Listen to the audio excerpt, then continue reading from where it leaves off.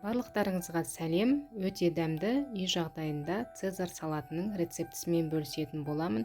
Өте оңай әрі тойымды болып шығады. Міндетті түрде видеоны соңына дейін қараңыздар. Тауықтың төс етін дәл видеодағыдай бөліп аламыз. Одан кейін екі жағын тұздап және де паприка себеміз, немесе кез келген өздеріңізге ұнайтын дәмдеуіштермен жағып маринадтасаңыздар да болады. Одан кейін қызып тұрған табамызға тауықтың төс етін саламыз, жақсылап екі жағын қызартып пісіретін боламыз. Енді кезекте ыдысымызға помидорымызды, немесе черри помидорын қолдансаңыздар болады, салат жапырағы немесе пяча қолданасыздар.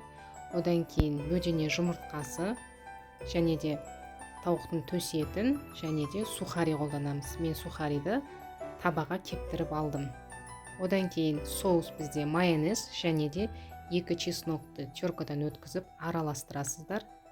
Жақсылап барлығын араластырамыз.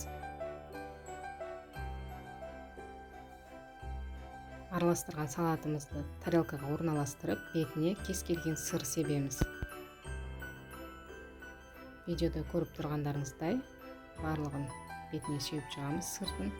Одан кейін жан жақтарына жаңағы тауықтың бөдененің жұмыртқасын, одан кейін помидор және де ортасына тауықтың төс етін қойып шықтым.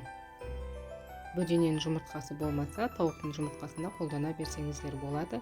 Достар, міндетті түрде жасап көріңіздер.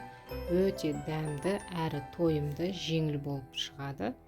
Міндетті түрде жасап, каналға тіркеліп, комментарий қалдырып, лайк басуды ұмытпаңыздар.